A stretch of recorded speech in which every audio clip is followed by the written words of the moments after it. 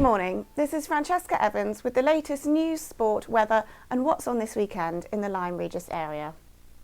3 Just Stop Oil supporters from Dorset were arrested in London last week amid road blockades and increasingly controversial protest acts.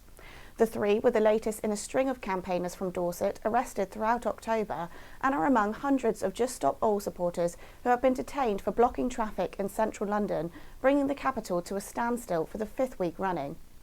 Just Stop Oil is demanding that the government commits to ending all new oil and gas projects in the UK. As well as road blockades, protests have included headline-grabbing acts such as throwing tomato soup at Van Gogh's sunflowers in the National Gallery and spraying prominent buildings including the Home Office and Bank of England with orange paint. Among the Dorset protesters arrested was Felicity Rice, a 41-year-old mother of 2, former GP and local councillor, and Church of England priest Hilary Bond, who said she believed it was her duty to fight for the poorest and most vulnerable affected by climate change. Dorset Council has changed its policy to make it easier to introduce 20-mile-per-hour zones in towns and villages across the county. The change could see lower speed limits introduced in Lyme Regis, as town councillors recently gave their backing to residents calling for increased safety measures on the roads and for the setup of a new community speed watch scheme. In particular, residents raised concerns over speeding in narrow lanes such as Hay Lane and on the stretch of Sidmouth Road where there is no pavement. Although Dorset Council has now made it easier to apply for 20-mile-per-hour zones, the budget for schemes is only £75,000 a year, which could quickly be spent on new signage, making traffic regulation orders and physical changes that may be needed to roads. Some councillors have also expressed concerns that lower speed limits would be difficult for police to enforce. Lyme Regis residents are being asked how connected and engaged they feel with the local police service in a new survey. The Police and Crime Commissioner for Dorset has launched a public survey, giving Dorset residents a chance to give their feedback on the police service. The survey asks participants to share how they would like to be able to contact the police and for examples of excellent customer service experiences. It is said that findings from this will influence Dorset Police's future contact and engagement projects. The survey has been launched amid increased calls for a heightened police presence in Lyme Regis, in particular to address a perceived increase in antisocial behaviour.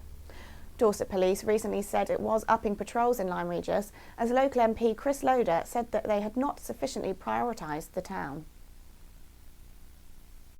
West Dorset MP Chris Loader has met with troops serving on the Russian border in Estonia amid the continued invasion of Ukraine.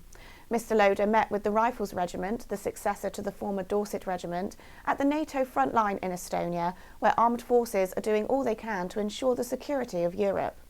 He also joined other politicians in meeting with representatives at the Estonian Parliament to discuss ongoing European security issues. Mr Loader said it was an honour to meet the troops and good to understand the life experiences of those on the front line of the conflict. South Western Railway is urging customers to only travel by rail if absolutely necessary this week, due to further strike action. Customers should expect severe disruption across the network this weekend and up until Thursday. This includes a strike for Guy Fawkes Night on Saturday, when the last trains running will be much earlier than usual and customers risk getting stranded if they do not have other means of getting home. Further strike days will be held on Monday and Wednesday, with South Western Railway running a much reduced service, including no trains running through Axminster Station. You can find full details and plan your journey on the website shown on screen now. Lyme Regis' first team were denied a late equaliser when Bradrow's second strike in their top-of-the-table clash with Alphington was ruled offside in the dying minutes of their game last Saturday. The salt was rubbed into the wound when the Alphington linesman actually admitted to Rowe afterwards that he had not been offside. A point for Julian Simier's men would have taken the Seasiders within striking distance of the Devon and Exeter Premier Division leaders with the game in hand, but the gap at the top has now been widened to 8 points, with Lyme still in second place. Alphington opened the scoring and could well have increased their lead had it not been for a number of top saves in both halves from Lyme keeper Chris Higgs. Rowe levelled the scores, but the home side snatched the winner in the 92nd minute, bringing to an end the Seasiders' unbeaten run of 7 games. The number of injuries to key players is not helping Lyme's quest for Premier honours, and tomorrow they travel to Dorset Division 1 side Upway and Broadway in the Dorset Senior Trophy. In the days before the Seasiders reached the dizzy heights of Premier football, Lyme had a good record in County Cup competitions, winning the Dorset Intermediate Cup on 9 occasions and the Junior Cup 6 times. But as a Devon and Exeter Premier club, Lyme are now considered to be a senior team and are competing at a higher standard against some of the county's top sides. So it's a few years since they have taken any silverware back to the Davy Fort. Lyme reserves, who went to the bottom of Division 3 with a 3-1 defeat against Hevertree United at the Davy Fort last Saturday, have the long trip to Chagford tomorrow. Up Lyme First continued their good run in Division 4 with a 4-2 win over Budleigh Salterton, coming from behind twice to win the points that kept them in 4th place in the table. Tomorrow they travel to Cheriton Fitzpaine, whilst their reserves are at home to neighbours Charmouth Reserves in the Perry Street Bill Bailey Cup. Charmouth Firsts had a convincing 5-0 win over Forton Rangers last weekend, and tomorrow are at home to struggling Donyach United, where another 3 points are expected. And now to other sporting news. Lyme Regis Sailing Club, which celebrated its centenary last year, has welcomed a new Commodore in David Meehan, who succeeds Rob Wiscombe. Mr Meehan is a very experienced seaman and has a cruiser in the harbour and another vessel currently berthed on Corsica. He previously served as sailing secretary for cruising at the club, one of the most respected on the south coast.